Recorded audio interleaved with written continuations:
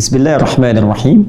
Assalamualaikum warahmatullahi wabarakatuh. Alhamdulillahi rabbil alamin. Wassalatu wassalamu ala rasulillahil karim. Nabiyyina Muhammadin wa ala alihi wa sahbihi wa dhurriyyatihi wa ummatihi ila yaumiddin wa ba'du. Saudara-saudariku, pemirsa dimanapun Anda berada, alhamdulillah, bersyukur kepada Allah Subhanahu wa Ta'ala, kita dipertemukan kembali dalam program Aku Suka di edisi yang ke-22 di bulan Ramadan tahun 1441 Hijrah. Kita awali dengan bermohon kepada Allah Subhanahu wa Ta'ala, semoga seluruh aktivitas ibadah kita yang telah kita tenun maksimal kita tunaikan dari awal siam Jumat sampai ke hari 22 ini Jumat, diterima oleh Allah Subhanahu wa Ta'ala dengan penerimaan terbaik insyaallah. Pun demikian, hari ini tanggal 22 Ramadan akan sangat begitu spesial bagi seluruh warga DKI Jakarta, karena saat ini, waktu ini 22 Ramadan bersamaan dengan waktu lahirnya kota Jakarta dalam penanggalan tahun Hijriah, yaitu 22 Ramadan, yang juga bersamaan dengan Masehinya 22 Juni 1527. Izinkan kami menyampaikan ucapan selamat kepada teman-teman warga daerah khusus Ibu Kota Jakarta di hari ke-22 Ramadan ini. Semoga dengan itu Allah lebih memberikan keberkahan kepada warga Jakarta dan meraih segala hal yang didambakan dengan keadaan yang terbaik insyaallah. Baik pemirsa, dimanapun Anda berada, kita akan coba melanjutkan bahasan kita dengan satu pelengkap dalam kajian i'tikaf, yaitu tema yang tidak kalah penting yang menentukan apakah i'tikaf yang kita tunaikan berhasil atau memang perlu penyempurnaan dengan menunjukkan kepada Allah Subhanahu wa Ta'ala bahwa apa yang telah tenun lelah di hari-hari sebelumnya, yang telah kita tenun lelah di hari-hari sebelumnya, sampai detik kita i'tikaf, kita buktikan semua itu punya nilai di hadapan Allah Subhanahu wa Ta'ala. Maka tema kita hari ini, kita akan ambil indikator atau ukuran penerimaan i'tikaf di sisi Allah Subhanahu wa Ta'ala. Indikator penerimaan i'tikaf. Baik teman-teman, kita fokus sejenak untuk memahami konsep besar dari tema ini. Kita telah uraikan di pertemuan yang lalu bahwa i'tikaf adalah ibadah yang khususnya didesain saat Ramadan untuk mengondisikan diri kita agar bisa fokus, khusyuk, tenang, sekaligus bisa meningkatkan kuantitas dan kualitas ibadah kita dalam mendekat kepada Allah Subhanahu wa Ta'ala. Karena itulah saat kita berusaha menunaikan i'tikaf, maka agenda inilah yang sesungguhnya ingin coba kita capai, dan karena itulah Al-Quran bahkan memberikan isyarat kita untuk mencari tempat yang memiliki sifat bisa menjadi pusat spiritual, ya, nyaman kita menunaikan ibadah dan punya sifat yang menenangkan supaya aman dan tentram saat kita bertaqarrub kepada Allah Subhanahu wa Ta'ala. Sifat ini digambarkan oleh Al-Quran dapat terpenuhi dalam satu tempat yang disebut dengan masjid. Ini yang diisyaratkan dalam pertengahan di Quran surah kedua Al-Baqarah, pertengahan ayat 187 itu. Wala tubashiruhunna wa antum aakifuna fil masajid. Dan kemarin saya tegaskan, dalam kondisi yang tidak biasa seperti kondisi pandemi COVID-19 ini yang tengah kita hadapi, wabah corona yang menjadikan sebagian tempat sulit untuk bisa memaksimalkan masjid dalam konteks i'tikaf, maka kaidah berkata ma la yu'khadhu kulluhu la yutraku kulluhu. Sesuatu yang nggak bisa kita ambil semuanya, maka setidaknya jangan tinggalkan keseluruhannya. Esensi i'tikaf mencari tempat ini supaya mendapatkan poin ini, aura ini. Maka ini yang coba kita bawa dan kita kondisikan di tempat yang berbeda, walaupun dia tidak di masjid, tapi mungkin kita bisa kondisikan dalam satu ruang tertentu di rumah atau tempat kita menetap. Bawa suasana ini, kondisikan dalam satu ruangan khusus yang di situ kita kondisikan selama 10 hari terakhir Ramadan saja. Tersisa kurang lebih 7-8 malam dari saat ini. Kondisikan, desain itu hanya untuk kepentingan taqarrub saja. Kepentingan kita untuk beribadah kepada Allah saja.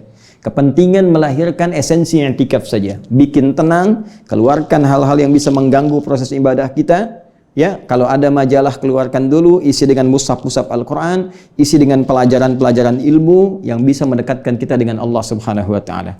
Maka esensi itu pun kita bisa dapatkan. Dan penting saya tegaskan bahwa korelasi masjid itu tidak ada kaitan langsung dengan Lailatul Qadar. Ini penting saya tegaskan sekali lagi. Lailatul Qadar, malam Al-Qadar, yang segala kemuliaannya telah tuntas kita uraikan berdasarkan keterangan Al-Quran dan hadis-hadis Nabi Sallallahu Alaihi Wasallam, ini hanya bisa diraih teman-teman sekalian melalui perjuangan ibadah yang memaksimalkan malam. Artinya, untuk mendapatkan ini syaratnya sederhana, ibadah. Bangun Anda ibadah di malam ini.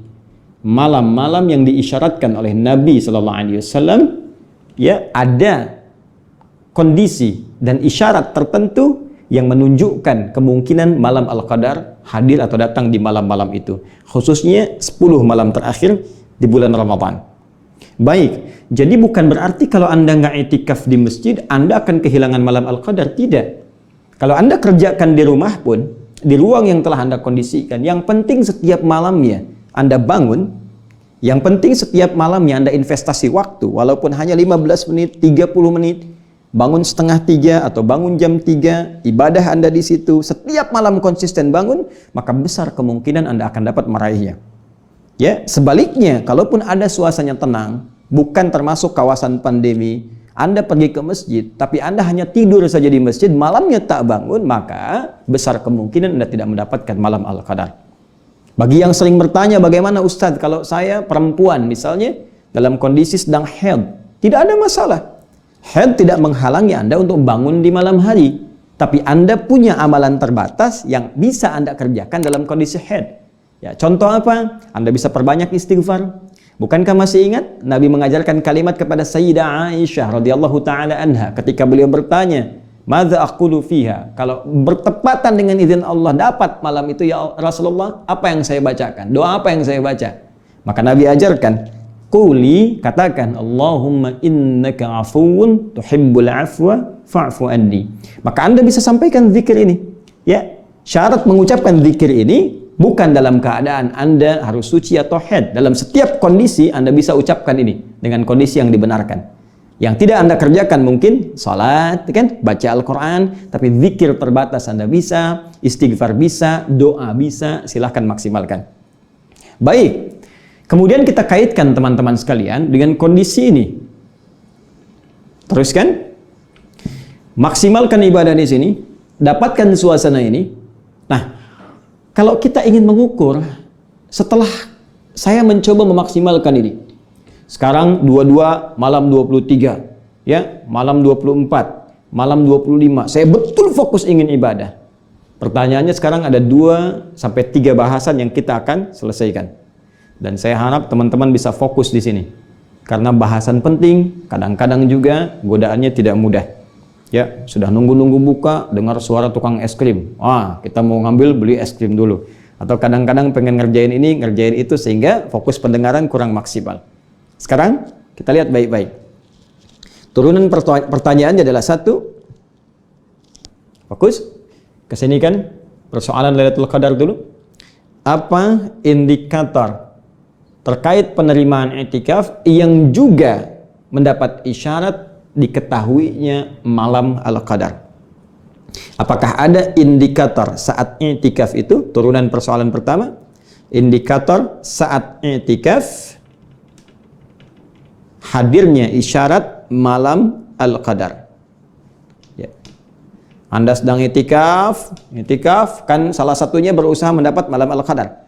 Ya, apa indikator ketika itikaf itu tiba-tiba terasa ini kayaknya malam Al-Qadar nih? Ya, apakah ada petunjuknya di Al-Qur'an? Kita akan turunkan dulu satu itu. Yang kedua, spesifik tentang penerimaan seluruh ibadah yang ditunaikan saat itikaf. Termasuk itikaf ya. Apakah itikaf saya diterima oleh Allah? Apakah ibadah-ibadah saya saat itikaf diterima oleh Allah? Apa indikator penerimaan itikafnya? Indikator terkait penerimaan i'tikafnya. Dan yang ketiga, yang tidak kalah penting, ketika i'tikaf saya diterima, maka apa yang akan saya peroleh dari Allah Subhanahu wa Ta'ala? Ya, apa yang bisa dihasilkan dari hasil i'tikaf itu? Apa yang akan Allah berikan kepada kita? Kalau kita ingin ambil manfaat i'tikaf itu, ketika telah kita lakukan dengan sempurna, apa manfaatnya terkait dengan kehidupan kita sebagai hamba Allah Subhanahu wa Ta'ala. Baik, kita fokus pada bagian yang pertama. Kembali dibuka Quran surah 97 Al-Qadar. Jika kita ingin spesifik mencari isyarat saat i'tikaf tentang rasa akan hadirnya malam Al-Qadar. Yuk kita bacakan sama-sama. Bismillahirrahmanirrahim. Inna anzalnahu fi lailatul qadar. Sungguh kata Allah, dengan segenap keagunganku, aku akan sampaikan berita yang sangat besar, yaitu Al-Quran diturunkan di malam Al-Qadar. Wa ma adraka ma lailatul qadar. Tahukah Anda, kata Allah, apa istimewanya malam Al-Qadar itu? Baik, Lailatul Qadri khairum min alfi syahr. Malam Al-Qadar, keistimewaan pertama dari segi korelasinya malam ini dengan peningkatan limpahan pahala, maka seluruh amal ibadah yang ditunaikan bersamaan dengan malam itu, maka nilainya lebih dari 1000 bulan. Bahkan lebih baik. Artinya kalau ada orang ibadah 1000 bulan pun tetap lebih baik yang di malam itu. 83 tahun Anda terus sholat tanpa henti, sholat, maka bagi orang yang ibadah di malam Al-Qadar, kalau dia khusyuk benar diterima, tetap yang lebih baik di malam itu. Dan pahalanya lebih daripada itu.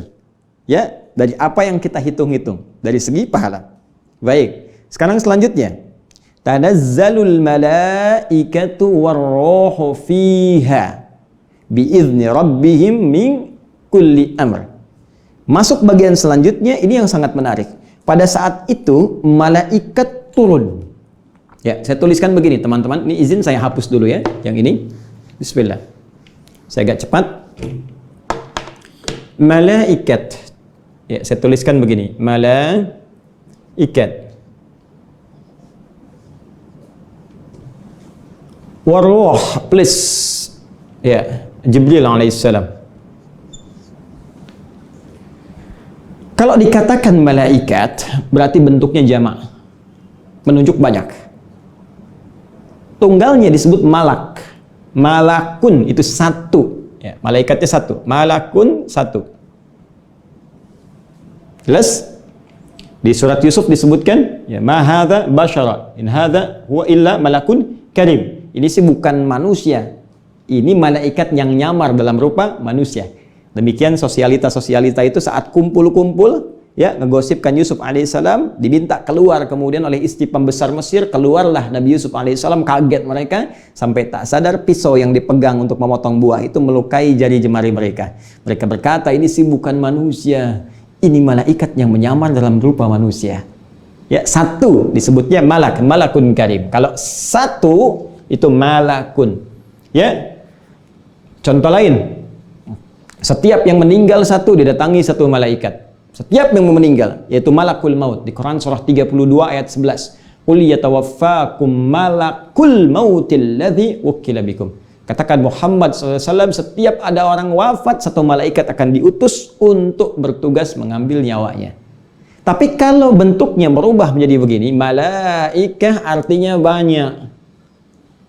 Ya, sepanjang tak dibatasi, banyak. Saya ulang, sepanjang tak dibatasi, banyak. Dalam satu peperangan Nabi SAW dijanjikan oleh Allah diturunkan 3.000 malaikat, 5.000 malaikat, demikian ditegaskan di surah Ali Imran itu, ya. baik 3.000, 5.000, artinya terbatas jumlahnya. Tapi kalau sudah disebutkan gak ada batas, banyak malaikatnya. Yang paling spesial kalau 1-2 malaikat istimewa ditunjuk juga dalam kalimat itu. Ya, contoh begini misalnya. Saya katakan, insya Allah nanti Bapak Ibu sekalian dalam Idul Fitri semua warga Indonesia akan sholat Idul Fitri. Ya, juga Bapak Presiden, misal. Baik, bukankah ketika disebutkan juga Bapak Presiden menunjuk sesuatu keistimewaan tertentu? Ya, di lokal juga Bapak Bupati, dalam komplek juga Bapak RW. Ya, ini kan menunjuk sebuah keistimewaan. Baik, kadang-kadang kalau kita ingin menyebutkan yang spesial, ya, kadang-kadang kalau kita ingin menyebutkan yang spesial, bukankah kita sebutkan di akhirnya? Ya kan? Harapan 3, harapan 2, harapan 1, juara 3, 2, 1, spesial. Pun demikian. Ini ar-Ruh menunjuk malaikat Jibril. Sebetulnya Jibril itu malaikat juga. Ya, kan Allah bisa mengatakan begini, sudah tanazzalul malaikat. Ini nggak usah disebut karena ini pun malaikat juga. Tapi ketika ingin menunjukkan satu nama tertentu untuk menunjuk peran yang sangat luar biasa. Jibril sayyidul malaikah, pemimpin para malaikat. Tuh, saking mulianya Nabi Muhammad ketika ditunjuk dari kalangan malaikat, menurunkan wahyu kepada beliau, naik status malaikatnya jadi pemimpin malaikat. Tugas malaikat Jibril, sering saya sampaikan, menurunkan wahyu. Wahyunya telah selesai, nggak ada nabi lagi. Tapi spesial di malam Al-Qadar turun memimpin golongan malaikat turun ke bumi. Spesial. Apa korelasinya dengan malam Al-Qadar ini? Nah, banyak ulama mengatakan begini, karena malaikat itu turun, banyak yang turun sehingga mengisi bumi. Ya, sampai-sampai ada yang mengatakan keadaan bumi itu udah penuh dengan sesaknya malaikat yang turun, berdesakan, sesak.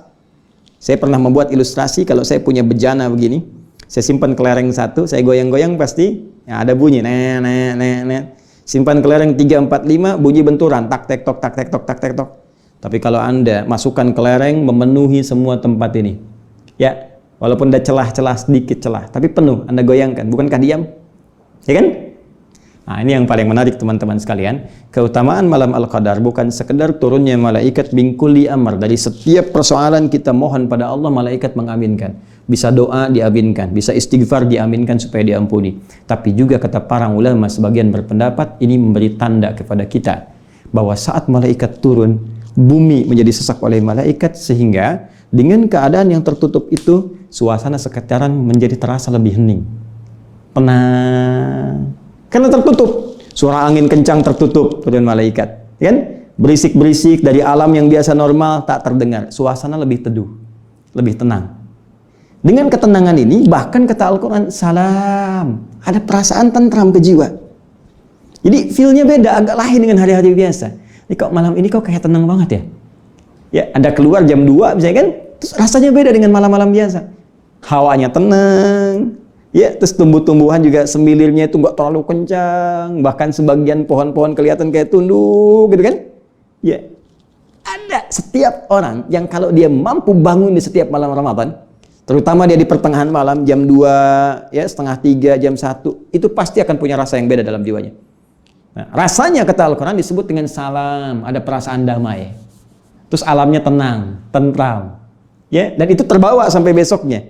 Matahari terbitnya nggak terlalu terik, terus enak kelihatannya, teduh. Ini yang saya maksudkan dengan isyarat dalam Al-Quran yang memberikan indikator saat i'tikaf boleh jadi malam itu terasa seperti suasana malam Al-Qadar. Apa indikator utamanya? Lahir ketenangan, baik yang didapatkan dalam rasa di jiwa, di hati kita, juga yang bisa diamati dalam alam semesta, di alam. Ya, dulu saya pernah dapat informasi juga ada NASA yang mencoba mencitra, menggambar gitu kan, ya, kondisi alam dalam setiap malam Ramadan. Dilihat, dan spesifik pada malam tertentu di penghujung Ramadan, 10 malam terakhir, ada kondisi yang berbeda dengan malam-malam lainnya. Tapi ini tentunya setiap perasaan kita mungkin akan berbeda satu dengan yang lainnya. Disinilah ada sebagian ulama yang berpendapat boleh jadi di sebagian tempat dengan tempat yang lain suasana malam Al-Qadar akan terasa berbeda. Termasuk didukung oleh data perbedaan waktu yang mungkin tidak sama. Dengan Amerika kita beda 11 jam.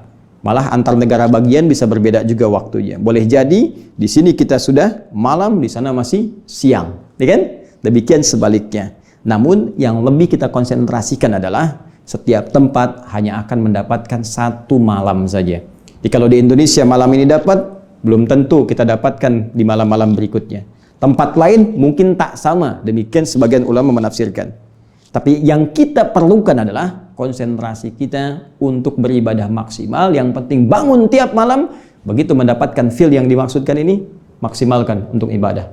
Kita nggak usah sibuk mengurusi sesuatu yang tidak ada hubungan dengan kita.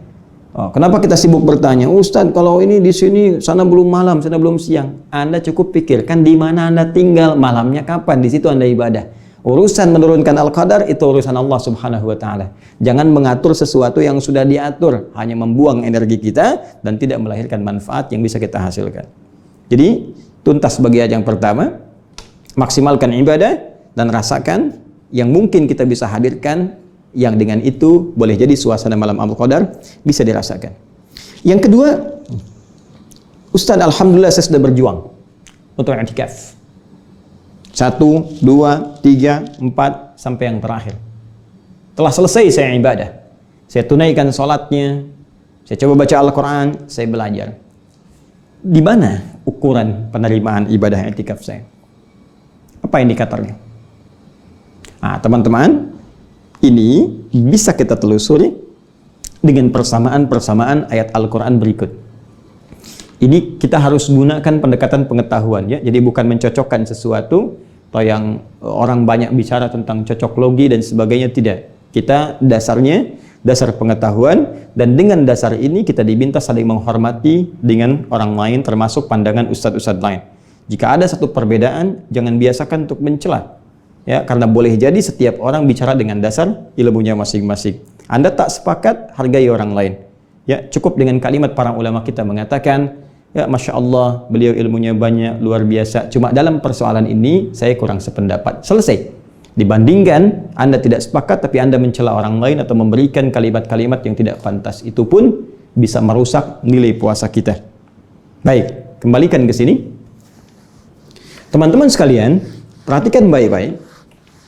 Ada yang sangat menarik ketika Allah Subhanahu wa Ta'ala memberikan gambaran kepada kita bahwa fokus i'tikaf dalam kondisi normal ditunaikan di masjid. Ya, ini kita dapatkan tadi persamaannya di Quran surah kedua ayat 187. Kemudian untuk ibadah di masjidnya diturunkan oleh Allah tipikal pemakmur masjid di Quran surah ke-9 ayat 18. Ini yang telah kita gali kemarin. Dari mulai menunjukkan ibadah dengan kekuatan iman yang diarahkan untuk mengingat hari akhirat. Kemudian maksimalkan salat, bahkan ini didukung oleh hadis Nabi sallallahu alaihi wasallam, man yaqum lailatul qadri imanan wa ihtisaban ghufira lahu ma taqaddama min dhanbi. Kemudian juga berorientasi untuk mau berzakat, ya, dia introspeksi tentang harta yang Allah titipkan kepadanya, dia siapkan zakatnya, ya, termasuk nanti yang spesifik disiapkan saat menjelang Idul Fitr. Kemudian juga dia berusaha menata diri untuk melahirkan satu aktivitas yang menghadirkan sifat khasyah, sifat takut kepada Allah Subhanahu wa Ta'ala, terutama dengan dasar pengetahuan. Nah, ayat ini paling menarik sekali, ditutup dengan kalimat akhir, fa'asa ulaika ayyakunu minal muhtadin. Orang-orang yang bisa menghidupkan masjid ini dengan ibadah-ibadah ini, ibadah pokok, ya, dia isi dengan maksimal ibadah pokok ini, maka di akhir kata Allah, fa'asa ulaika ayyakunu minal muhtadin, maka Allah akan berkenan menjadikan mereka termasuk kalangan muhtadin. Masya Allah, orang-orang yang mendapat petunjuk dari Allah Subhanahu wa Ta'ala. Ya, muhtadin, ini nih indikatornya. Termasuk kalaupun ditarik suasana ini ke rumah, karena ke masjid tidak memungkinkan, dan kita maksimalkan ibadah yang ini, ya, ibadah masjid ini kita maksimalkan dalam kondisi di rumah, suasananya kita buat seperti halnya kita merasakan di masjid, maka indikatornya tidak berubah. Orang-orang yang memaksimalkan ini, kata Allah, fa'asa ulaika ayyakunu minal muhtadin. Ya, Ihtada, yahtadi, ihtada, ya. Orang minta hidayah. Masya Allah, dapat dia hidayah. Berusaha mendapatkan hidayah Allah, berusaha mendapatkan petunjuk Allah, ya, maka orang-orang yang disebut dengan muhtadin, orang-orang yang mendapatkan meraih petunjuk Allah Subhanahu wa taala. Ini berasal dari kata ihtada, tasrif sarafnya ihtada yahtadi. Kemudian akar katanya dari turunan lughahnya berasal dari kata hada. Baik. Dari kata hada bentuk petunjuknya disebut dengan hudan dalam Al-Qur'an. Bisa hidayah, bisa hudan. Telah saya terangkan keseluruhannya. Baik, hudan. Ini sifatnya. Muhtadin orangnya. Kata kerjanya ihtada. Akar kata utamanya hada. Pemberiannya hudan. Jadi kalau kita terjemahkan dengan izin Allah berkenan menjadikan mereka orang-orang yang mendapatkan hudan. Petunjuk Allah Subhanahu wa taala. Jadi, indikator keberhasilan orang yang menunaikan i'tikaf, pasca i'tikaf dia memperoleh hudan dari Allah Subhanahu wa taala. Ya. Saya ulang, indikator keberhasilan. Indikator keberhasilan. Orang yang telah menunaikan i'tikaf, dia menjadi muhtadin, ya, mendapatkan hudan dari Allah Subhanahu wa taala. Zidnahu huda dalam bahasa Al-Qur'an. Kami tambahkan hudan kepada mereka. Ya. Baik. Fokus. Orang yang berhasil i'tikaf, maka dia akan mendapatkan hudan. Pertanyaan selanjutnya, apa ciri-ciri orang yang mendapatkan hudan? Maka diurut dan diterangkan kembali secara spesifik di Quran surah kedua Al-Baqarah ayat 2 sampai ayat 5. Ini poinnya.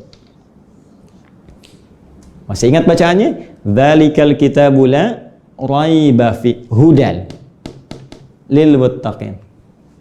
Al-Quran jangan pernah diragukan semua kandungan isinya. Al-Quran akan memberikan hudan, petunjuk, jalan keluar terbaik, solusi, jalan menuju kesuksesan bagi orang takwa. Jadi hudan Allah akan berikan bagi orang takwa. Sekarang, jangan selesai dulu, sebentar. Hudan Allah akan berikan bagi orang takwa. Fokus baik-baik, teman-teman sekalian. Bukankah saat puasa kita mencoba diri untuk menjadi orang takwa? Lihat rumus lagi, Quran surah kedua ayat 183. Dzalikal kitabu la raiba fi hudal lil muttaqin. Itu yang Al-Baqarah ayat ke-2. Sekarang Al-Baqarah 183, baca. Kembali, ya ayyuhalladzina amanu kutiba alaikumus syiyam kama kutiba alal ladzina min qablikum la'allakum tattaqun. Hai orang-orang beriman, diwajibkan atas kalian menunaikan puasa seperti orang dulu pun dikenai kewajiban yang sama untuk puasa. Ya, supaya apa? Supaya menjadi pribadi yang takwa. Ya, kita i'tikaf dalam konteks puasa supaya menjadi orang takwa. Saat jadi orang takwa Allah berikan hudan. Apa ciri orang mendapatkan hudan? Perhatikan baik-baik. Bukankah saat i'tikaf kita mencoba meningkatkan iman? Iman kalau meningkat, naik, maka gambarannya di bahasa Arab menggunakan kata kerja mudhari. Mudhari itu terus bertambah. Ya, sekarang, sedang, nanti, terus. Kalau sekarang telah punya amana, akan terus meningkat yu'min. Baik, maka ayat 3-nya, alladzina yu'minuna bil ghaib. Orang yang telah mendapatkan hudan akan mendapatkan dari sisi Allah Subhanahu wa taala tambahan kekuatan iman. Semakin yakin dengan Allah Subhanahu wa taala. Ya. Jadi kalau i'tikaf kita sudah selesai, kita semakin yakin dengan Allah Subhanahu wa taala. Semakin punya satu hubungan yang kuat. Transmisinya kuat, sinyalnya kuat. Nah, karena sinyalnya kuat, wa yuqimunas shalah. Untuk salat mudah dilakukan. Saat i'tikaf latihan salat, malamnya bangun, pasca i'tikaf senang tahajud. Senang sholat witir, siangnya senang duha, senang syuruk, senang sholat mutlak. Nambah ternyata dari sebelumnya. Wa mimma razaqnahum yunfiqun. Saat i'tikaf dilatih untuk zakat ini. Ya, zakat kan yang fardu, yang wajib. Pas i'tikaf malah yang senang juga, yang sunnah juga senang. Yang sunnah pun senang. Infak, wa mimma razaqnahum yunfiqun. Infak kan ada yang sunnah, senang berbagi. Ya, senang berbagi. Walladzina yu'minuna bima unzila ilaik wa ma unzila min qablik wa bil akhirati hum yuqinun. Tuh, unsurnya terpenuhi semua. Senang interaksi dengan Al-Qur'an, wahyu yang turunkan ya kepada Nabi Muhammad sallallahu alaihi wasallam. Yu'minuna bima unzila ilaik kepada Nabi Muhammad sallallahu alaihi wasallam. Senang tilawah Quran, senang belajar, yakin pada nabi-nabi yang terdahulu sebagai seorang nabi. Yang paling penting orientasi hidupnya wabil akhirati. Nih, kembali ke sini. Hum yuqinun. Sekarang untuk akhirat, kerjanya ibadah karena Allah. Kalau sudah karena Allah, mustahil cari rezeki yang haram. Bergeraknya pada yang halal, terjadi perubahan dahsyat pada hidupnya. Dan yang paling luar biasa, ulaika ala hudan. Kembali ke sini. Mir rabbihim. Maka mereka itulah ciri-ciri orang mendapatkan hudan dari Allah Subhanahu wa taala. Wa ulaika humul muflihun, dan mereka pasti dijamin hidupnya bahagia oleh Allah. Jadi ternyata orang kalau selesai i'tikaf hidupnya lebih bahagia. Orang kalau selesai i'tikaf hidupnya lebih taat. Orang kalau selesai i'tikaf hidupnya lebih tenang dan lebih dekat dengan Allah Subhanahu wa taala. Karena itu, jika kita ingin mengukur apakah i'tikaf yang kita kerjakan saat ini mampu merubah pribadi kita, mendapatkan ukuran tadi, kebahagiaan, ketenangan, kedekatan dengan Allah, peningkatan ibadah, maka silahkan cek dan buktikan. Jangan menyimpulkan, tapi buktikan pasca i'tikaf kita menjadi pribadi lebih baik di hadapan Allah Subhanahu wa taala. Jika itu sudah bisa kita raih, maka akan ada bagian terakhir yang akan melengkapi kehidupan kita. Apa bagian terakhir ini? Inilah rahasia yang pernah didapatkan Nabi Ibrahim alaihissalam, diisyaratkan di Quran surah ke-19 Maryam ayat ke-49. Teman-teman sekalian, paling kiri agak ke bawah di halaman 308 di mushaf standar, di baris 12 sampai 13. Masih ingat yang saya sampaikan pertemuan lalu saat saya mengutip Quran surah ke-21 ayat 52? Nabi Ibrahim mengingatkan kepada kaumnya, ya, idz qala li abihi wa qaumihi ma hadhihi tamathilul lati antum laha aakifun. Ketika beliau mengingatkan kepada kaumnya, termasuk ayahnya saat itu, apa sih keistimewaan patung-patung ini, berhala-berhala ini, sehingga kalian fokus sekali, sehingga sulit diingatkan untuk berpaling dari itu, mendekat kepada Allah. Diajak dikenalkan Allah, marah-marah, mencela, ngancam, mau bakar, mau lemparin. Apa sih saking pentingnya yang kalian hadapi sampai fokus betul nggak mau berpaling, ya kan? Baik, yang paling menarik ketika Nabi Ibrahim tidak ikut suasana itu. Beliau tinggalkan segala hal yang membuat beliau jauh dari Allah Subhanahu wa taala. Gak bisa mendekat kepada Allah, sulit ibadah, sulit bertauhid. Tinggalkan semua itu, berpindah pada kehidupan yang lebih baik. Maka apa yang didapatkan? Perhatikan baik-baik. Mereka yang i'tikaf dengan berhalanya, Nabi Ibrahim pindah dari situ, i'tikaf mendekat kepada Allah. Bukankah esensi i'tikaf mengondisikan diri untuk lebih fokus kepada Allah sehingga tidak terganggu dengan yang lain? Falamma i'tazalahum wa ma ya'buduna min dunillah. Buka Quran surah 19 ayat 49. Maka tatkala Nabi Ibrahim itu berlepas diri dari mereka, meninggalkan segala hal yang menjauhkan diri dari Allah Subhanahu wa taala, bisa fokus mendekat kepada Allah, menjauhkan segala sesembahan selain Allah Subhanahu wa taala. Wahabna lahu Ishaq wa Yaqub. Masya Allah. Maka dianugerahilah oleh Allah Subhanahu wa taala melalui rahim istri tercinta beliau yang divonis secara medis tak mungkin punya keturunan. Karena dalam bahasa medis secara klinis, mohon maaf, disebut sudah monofus dan mandul. Gak mungkin. Sayyidah Sarah alaihissalam, maka ketika bisa berpaling dari semua hal, mendekat kepada Allah, fokus, tiba kemudian Allah berikan anugerah dari satu hal bahkan yang menurut manusia mustahil, yang bagi Allah tiada batas. Sarah diberitakan oleh Allah akan mengandung, melahirkan anak-anak yang cerdas, yaitu Ishaq. Dari Ishaq nanti turun Yaqub alaihissalam. Ya, wa kullan ja'alna nabiyya, dan keduanya menjadi nabi. Ishaq nabi, Yaqub nabi, dari Yaqub turun Yusuf, nanti terus ke bawah generasinya. Yang ingin saya bicarakan begini. Ketika Nabi Ibrahim memberi contoh kepada kita yang ditunjukkan oleh Allah Subhanahu wa taala supaya jadi miniatur kehidupan nanti sempurna di masa Nabi Muhammad sallallahu alaihi wasallam. I'tikaf kalau benar kita kerjakan, melatih diri kita meninggalkan segala yang tak penting dalam hidup. Berhala dulu bentuknya patung, sekarang bisa berubah jadi uang, pekerjaan, ya, TV, media sosial. Betapa banyak orang saat adzan masih fokus asik bikin status. Betapa banyak orang saat panggilan sholat masih sibuk, ya, dengan tontonan. dengan pekerjaan yang sebetulnya bisa ditunda. Nah, orang alumni itikaf, kalau dia benar itikafnya, dia bisa menata waktunya. Waktu sholat, dia sholat. Ketika panggilan adzan, yang lain dia tinggalkan. Kalau Anda sudah bisa begitu, maka bonusnya Allah akan cepat mengabulkan doa kita. Sekalipun yang kita minta akan bagi sebagian orang itu sifatnya mustahil. Kalau memang apa yang kita minta menjadi kebutuhan dalam kehidupan dunia dan kebaikan akhirat kita. Ini rahasia di balik penerimaan ibadah i'tikaf. Karena itu jangan anggap ringan i'tikaf. Sekalipun tak mampu kita ke masjid, maka hadirkan suasananya di rumah. Dekati Allah Subhanahu wa taala di waktu-waktu yang mustajab, dan nanti di akhir silahkan Anda lihat kejadiannya. Bedakan rasanya, rasakan bedanya, dan pasti akan terasa bedanya. Saya kira itu yang bisa kami uraikan dalam kesempatan sesi kali ini. Masih ada hari ke-23 untuk kita membahas sesuatu yang kadang-kadang orang tidak ingat, untuk bisa memaksimalkan potensi ibadah ini, yang ternyata ibadah itu pun hanya ada saat Ramadan dan nilainya besar di sisi Allah Subhanahu wa taala dan punya keistimewaan tersendiri. Apakah ibadah itu? Bagaimana cara mengaturnya? Seperti apa memaksimalkannya?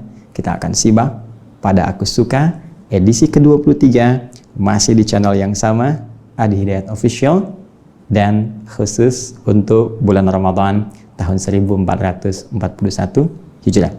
Selamat berbuka. Semoga Allah menerima siyam kita. Subhanakallahumma wa bihamdika asyhadu an la ilaha illa anta astaghfiruka wa natubu ilaik wa akhiru da'wana alhamdulillahi rabbil alamin. Assalamualaikum warahmatullahi wabarakatuh.